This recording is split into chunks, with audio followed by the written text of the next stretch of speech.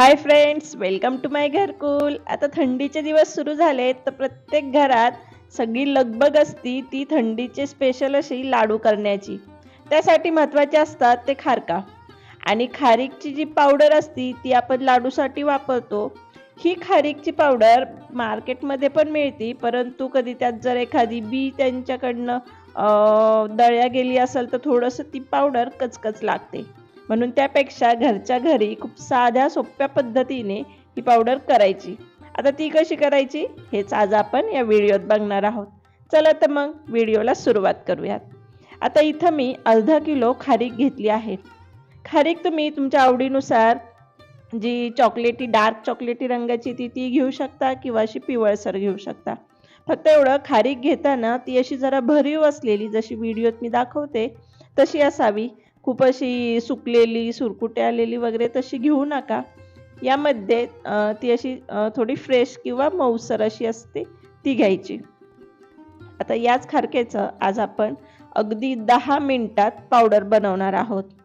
बऱ्याच वेळेस काय होतं, आपण बिया काढतो, सुकवतो, मग गिरणीतनं दळून आणतो किंवा नीट त्या सुकल्या नाही, घरी मिक्सरला केल्या तर त्याचं मेन म्हणजे मिक्सरचं भांड्याचं पातं तुटतं, खालचं कपलर तुटतं. हे असे बरेचसे प्रॉब्लेम येतात. ते येऊ नये म्हणून काही आज टिप्ससोबत हा व्हिडिओ. सर्वात आधी मी इथे एक कढई गरम करायला ठेवली होती. मग आपल्या जेवढी खारीक आहे तेवढी ह्यात टाकून एक मध्यम फ्लेमवरती आपण याला भाजून घेणार आहोत. सतत हलवत भाजायचं म्हणजे याला डाग वगैरे लागणार नाही. फक्त खारीक आपली अशी प्रत्येक खारीक गरम होईल एवढीच आपल्याला त्याला भाजून घ्यायचं आहे. आता एक 4 ते 5 मिनिटं खारीक भाजून घेतल्यानंतर काय करायचं, आपल्याकडे असलेली भाजीची अशी कापडी पिशवी असते ती घ्यायची किंवा एखादं जाड कापड घेतलं तरी चालेल. फक्त इथं न्यूजपेपर वगैरे वापरू नका. त्याची जी प्रिंटची इंक असते ती खारीकला लागू शकते.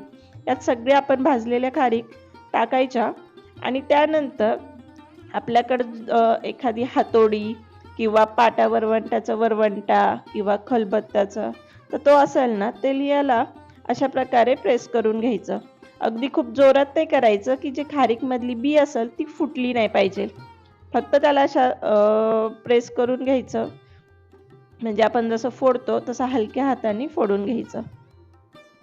आणि हो मैत्रिणींनो, आज पहिल्यांदाच चॅनलवर आला असाल तर चॅनलला एकदा भेट द्या आणि व्हिडिओ आवडले तर सबस्क्राईब जरूर करा. आता इथं बघा, आपण हलक्या हाताने याला प्रेस केलं तर ठोकलं होतं. तर आता आपल्या ना इथं छान अशा बिया आणि खारीक वेगळ्या होत आहेत. म्हणजे आपली बी ही फुटल्याही गेली नाही आहे आणि खारीक अशी थोडी मऊ होऊन त्याची बरोबर त्या फुटल्या जात आहे.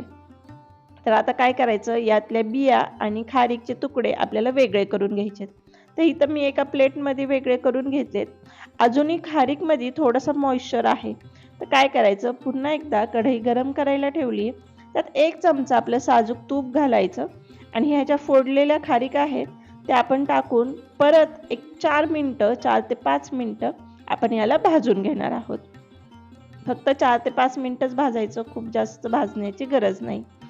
आणि ज्यावेळेस याचे लाडू बनवू तर अशी भाजून घेतलेली खारीक आपण टाकली ना तर लाडूची चवही खूप छान लागते. आता ह्या आपल्या एक 4 ते 5 मिनिटं भाजल्यात. तर आता काय करायचं, थोडंसं ह्याला कोमट करून घ्यायचं. एका ताटात थोडंसं गार, एकदम गार नाही, थोडंसं कोमट करून घ्यायचं आणि त्यानंतर मिक्सरमध्ये आपण बारीक करणार आहोत. तर बारीक करताना काय करायचं, मिक्सरमधलं जे सगळ्यात छोटं भांडं असतं ते वापरायचं आणि खूप जास्त खारीक घ्यायची नाही. थोड्या थोड्या बॅचमध्ये घेऊन याला प्लस मोडमध्ये म्हणजे चालू बंद करत सुरुवातीला असं मिक्सरवर फिरून घ्यायचं आणि त्यानंतर एकदम स्पीडवरती तुम्ही बारीक केलं तर छान आपली अशी खारकीची पूड अगदी काही सेकंदात तयार होते. आता बघा, इथं आपण भाजून घेतल्यामुळे आपली खारीक बनवताना कुठंच भांड्याला त्याचा असा चिकट थर आला नाही. काय होतं, ज्यावेळेस आपण खारीक आपली ओलसर असेल आणि बारीक करायला घेतली, हमखास तुमच्या मिक्सरचं खालचं कपलर किंवा वरचं पातं तुटू शकतं. भांडं आपल्याला ते रिपेअर करून आणावंच लागतं.